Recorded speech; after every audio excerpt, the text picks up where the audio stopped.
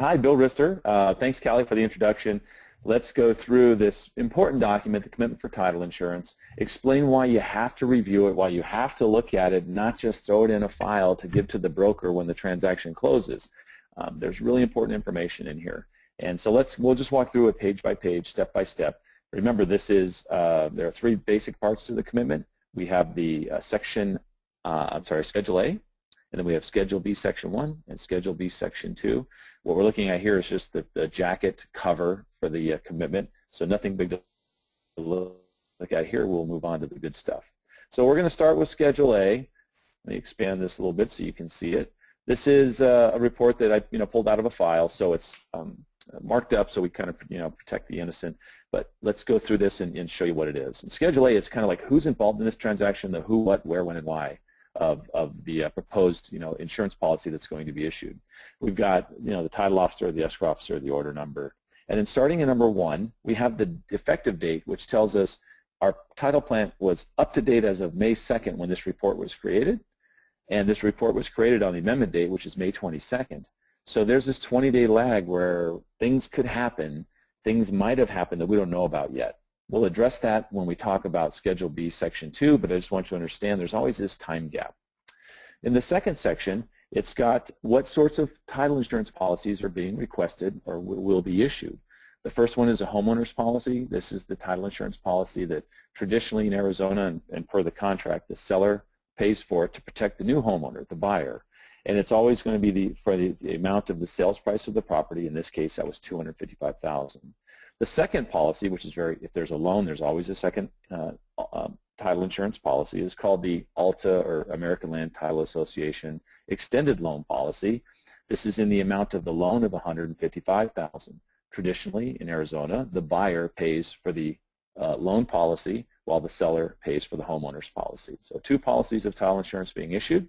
We've got the proposed insurance company here as well. So all that information needs to be verified.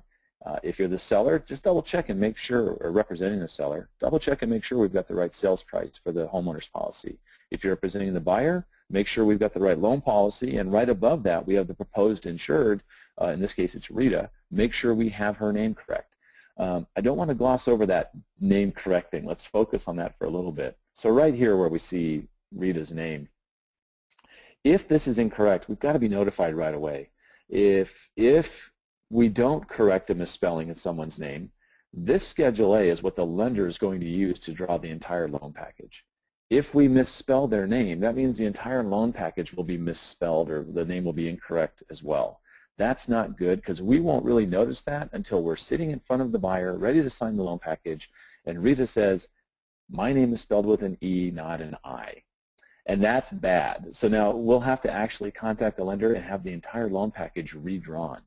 And that can take anywhere from half an hour to 2 days. So it really is a big factor in the closing and the big crush at the end of an escrow. Please make sure you proofread this Schedule A. That's really the thing you got to do. Make sure we put all the correct information and not misspelled anything. Number 3, this is we're a fee simple state. That just means you own the entire property, the land, everything, and you can do what you want with it within the regulations of where you live. Number 4 is going to show us who the current owner is. In this case, it's an entity or an LLC. So this shows us the owner. If it was a husband and wife, both their names would be listed. Once again, we want to verify those names are correct, because we're going to draw the deed based on how these things are spelled when we input it in the system. And finally, in Schedule A is the actual legal description. It's kind of a long legal description in this case, so it carries on to the next page. So Schedule A, the who, what, when, where, and why, what's happening here, who's the insured, who's the seller, what are the policy amounts or liability amounts, based on the sales price and the loan. All right. So let's move past Schedule A, let's look at the last piece of this, which is going to be the actual legal description. And so the legal description in this case is a condominium. So I'm going to go ahead and pull this up, and a couple of things you can watch for here to make sure we got this correct. You don't need to verify the entire legal description is correct, but you definitely want to look at the unit or the lot number. For a single-family residence, it would be a lot number in a subdivision. For a condominium, it's going to be a unit. We also put the tax ID number, the parcel number on the the assessor's parcel number on the the same page, make sure that's correct. You've already pulled it for the contract. If you see any discrepancies in this information, contact your escrow officer immediately, let him know, all right? So pretty basic stuff there. Schedule A, including the legal description, is just make sure things look correct. And if you have a question, contact your escrow officer immediately so we can get that fixed and we're ready to move on. So let's start with Schedule B, Section 1, or I'm sorry, move on to Schedule B, Section 1. We're going to call this the roadmap. This is really everything that has to happen for this transaction to close. Remember, the contract states that a policy of title insurance must be issued. And if we can't issue the policy of title insurance because requirements haven't been met, the transaction is not going to record, which means it's not going to close, and that's not a good thing. So Schedule B, Section 1, is the area where the title officer has compiled for us everything that must happen in order for us to issue title insurance. The escrow officers, the assistants, everyone in the office use this as kind of their roadmap to figure out exactly what has to happen so we can satisfy all these requirements and make sure that we can get it recorded. Let's walk through these, and I've purposely picked a messy one, so there's going to be some things in here that you wouldn't see normally, but I thought it's much better and more exciting to look at one that's got issues, right? So number one, pay the agreed amounts for the interest in the land or the mortgage to be insured. Obviously, the buyer has to come in with the loan or the funds to pay for the property. Otherwise, this isn't going to close. Number two, pay us the premiums, fees, and charges for the policy. So obviously, we need to be paid or we're not going to record. Number three, documents satisfactory to us creating the interest in the land and or the mortgage to be insured must be signed, delivered, and recorded. We're taking care of the deed and some of the other affidavits that are required. The lender's taking care of the deed of trust. So this part is taken care of routinely. And this is the same in every commitment for title insurance, the first three, and actually the first four. You must tell us in writing the name of anyone not referred to in this commitment who will get an interest in the land. You have, in our state in Arizona, we need to know everyone involved in the purchase of the property. You can't have someone kind of hanging off to the side. If the husband's buying by himself, we still need to know he's married, and we can make sure we have the proper quitclaim deed or disclaimer deed in this case that would handle that transaction. So we've got to tell us who's involved. Number five, furnish, we get into the HOA stuff here, the next couple of them. Furnish evidence that all assessments which are due the Owners Association and or Master Association, if any, have been paid in full and are current. So this, with number six, saying furnish evidence that all assessments which are due the Owners Association and or Master Association, if any, have been paid in full or in current, same thing.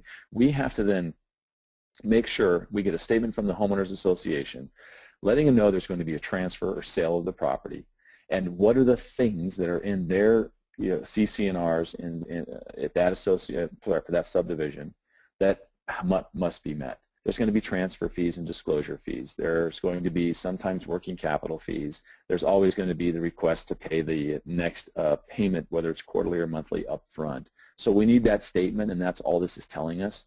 The nice thing is, most of the time now we get a lot of contact information right in the title report. This helps our escrow people, get these requests out quickly.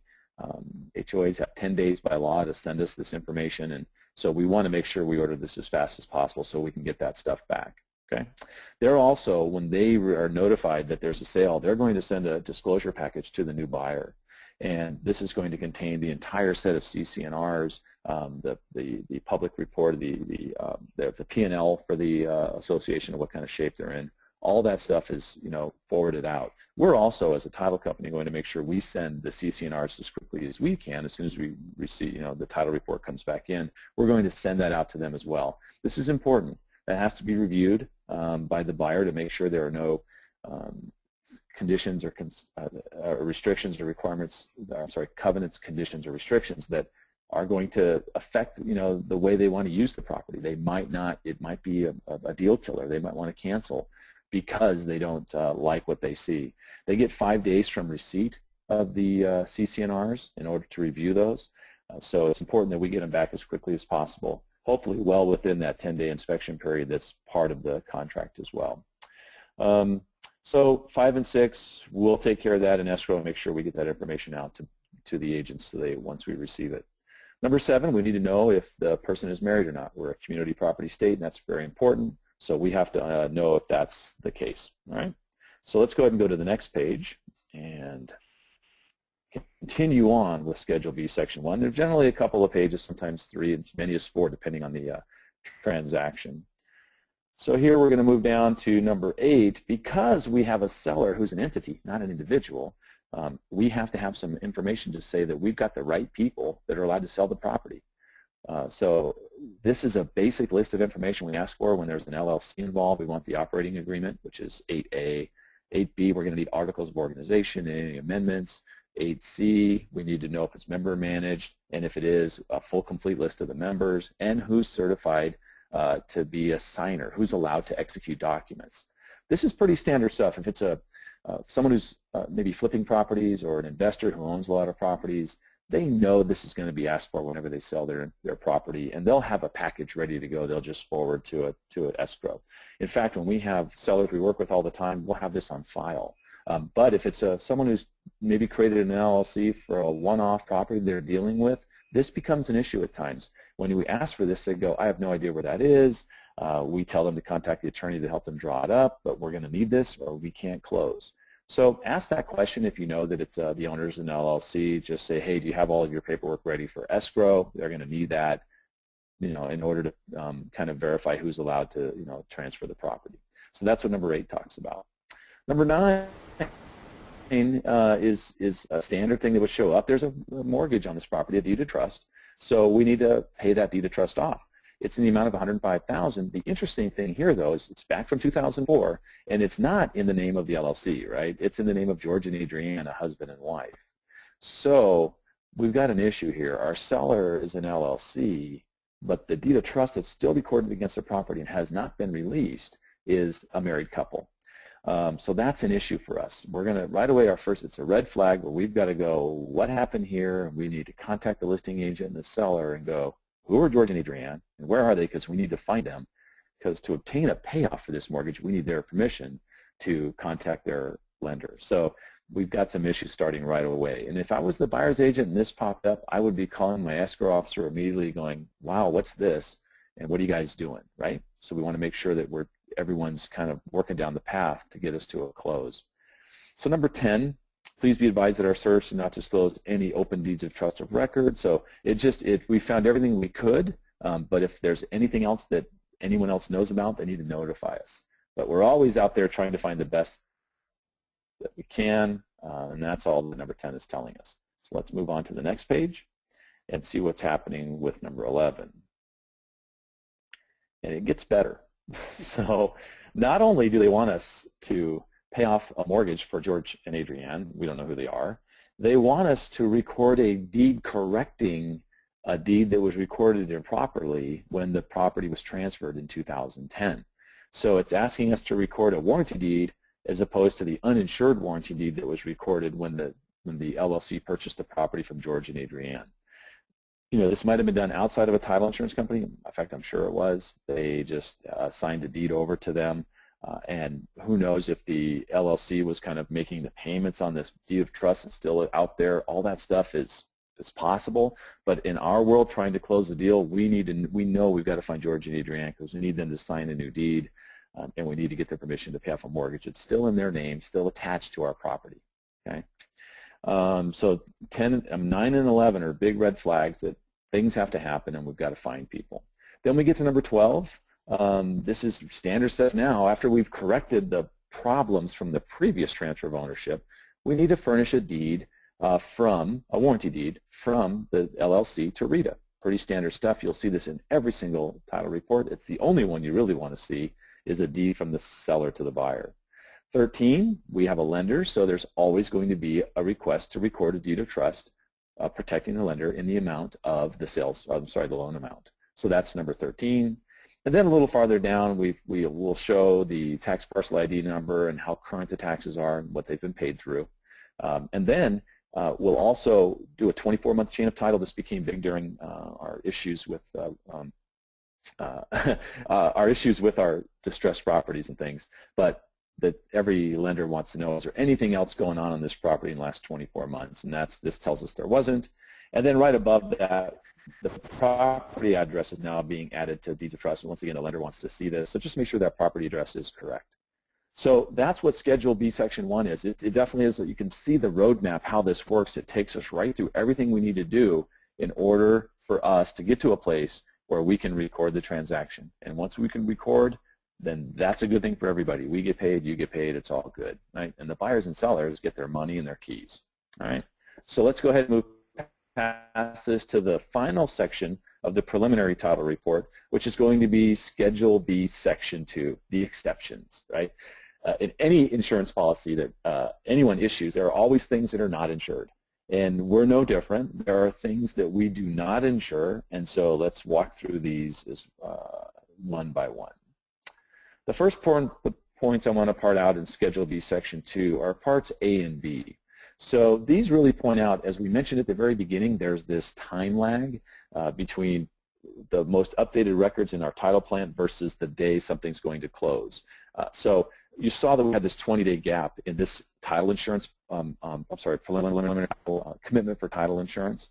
That gap is going to be corrected as much as we can pretty much the day before close of escrow. We're going to do a review of the file and date down, right, or update that report and bring it as current as we can with the most recent information. If something pops up that, say, wasn't there, on our report that we created on the 22nd, but it's in the update, it has to be fixed before we can record. Now, after we record, that gap that's still there, it is completely covered. The buyer's protected, and any issues that pop up at that point, they're our responsibility to correct and go after the party that did the probably fraudulent activities and make sure that those get fixed. So we take care of that, but we're going to make sure, even right up until close of escrow, they're going to update that commitment and they're going to see if anything else popped up. If it did, it's definitely going to put kind of a kink in the close because we got to correct it. All right, that's what A and B are talking about, that we have the ability. That's what A talks about. B talks about the fact that there are standard coverages that are nationwide through the type of title insurance policies we issue from the American Land Title Association, and those are all attached. They're the last 10 to 15 pages of a commitment that show you all the different versions of the different title insurance policies. There's the 92, and there's the 86, and there's the 05. They're different, based on what year they were in use. Some basic stuff you'll always see on the exceptions. Property taxes which are a lien not yet due and payable. So property taxes going forward, number one, we don't title insure against those issues.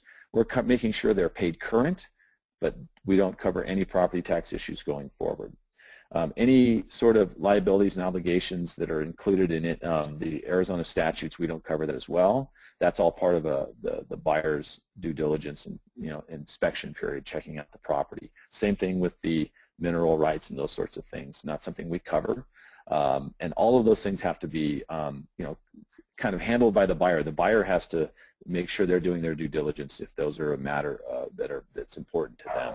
Then we also come and cover the CC&Rs are a big part of the exceptions. Anything in the CC&R, anything including the all the easements, all the different recorded documents that kind of amend and change the CC&Rs, those are all the responsibility of the buyer to change, to review and ascertain for themselves, are these important for us, do these matter for us, and how is that going to change the way we own the property. So if we look through here, none of these are things that we cover. So, and there's quite a few of those. Most of this stuff is going to be covered through the CC. Most of this stuff, from this point forward, is all about the CC&R. So I want to make sure that people see that and understand that, and you start seeing all these different recorded documents. They're all just amendments and changes to the CC&R. Okay. So if there are anything that's a material in there, the buyer has to take care of that during their inspection period. And that continues on for 3 full pages, and it's all dealing with the CC&Rs. So there's a couple more things I do want to talk about, just a few other documents that are important. There is the conditions of there'll be a page talking about the conditions, basically saying that if you know of defects, if you have to disclose who's covered, that's important to us, and if that's not taken care of, then that's going to cause us to not issue a title insurance policy. We have some disclosure notices about good funds and recordable document requirements, and so that's all taken care of in pretty basic stuff. Our privacy policy statement, because we're a financial services company, is in there. And as I mentioned before, all those attachments for all the previous versions of the standard exclusions that are set up by the American Land Title Association. Those are all covered as well. Those are all just the same in every single commitment for title insurance. And so they're just there if people want to review those. There might be that odd person who wants to read the entire commitment for title insurance.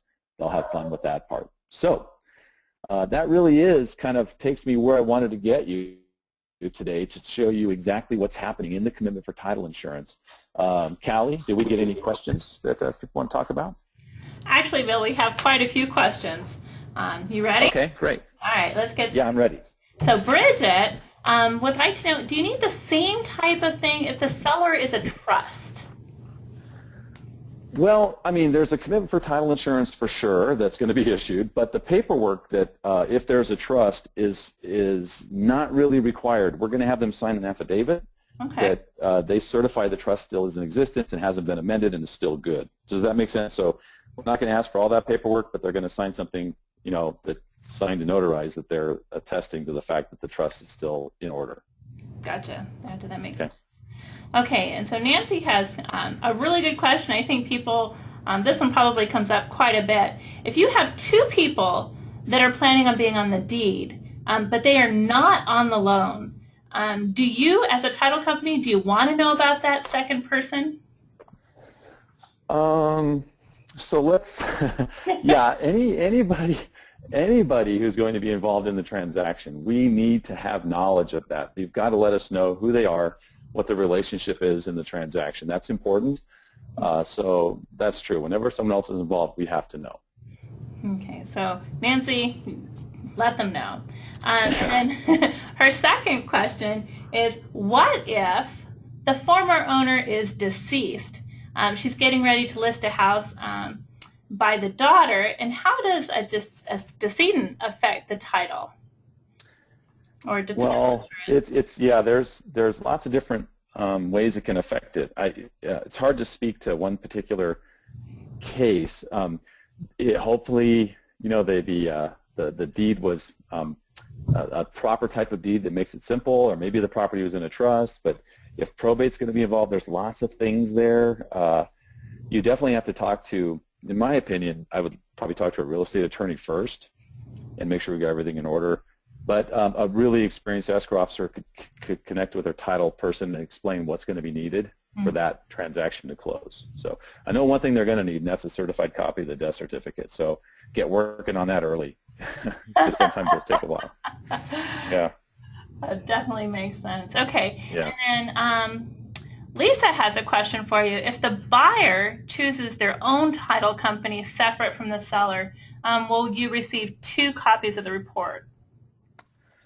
Yeah, if you're getting it, that's very rare here in Arizona, but if you're getting title insurance for the loan policy from one company and for the homeowner's policy from a separate company, they'll both issue their own commitment for title insurance. Yeah. Okay. And just for clarification, can you explain ALTA one more time?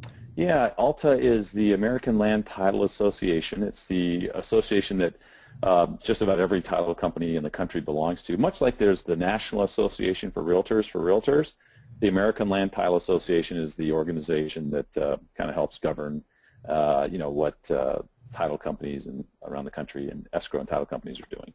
Okay. Okay. Thank you.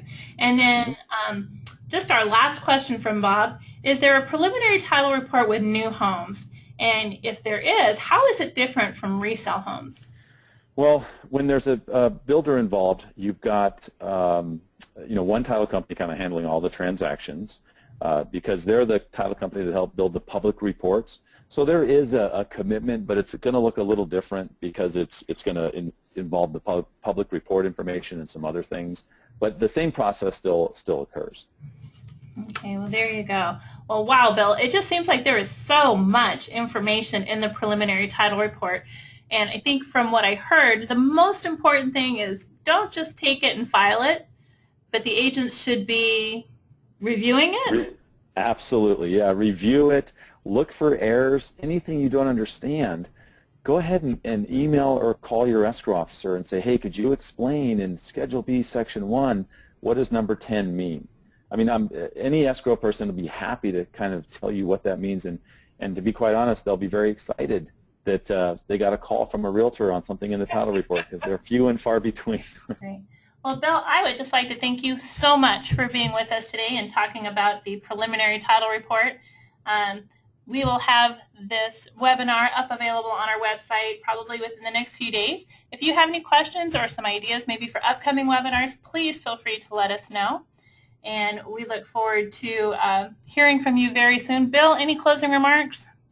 No, I'm really appreciative of AAR allowing this information to get out there. I think it's as a branch manager for 10 years, this was always such a sore point for me that that these things weren't being reviewed, and so every chance I get, I love talking about them. So I appreciate it. Okay, well, thank you, thank you. And I'm Callie Waterhouse from the Arizona Association of Realtors, and thank you for joining us today, and we look forward to seeing you soon.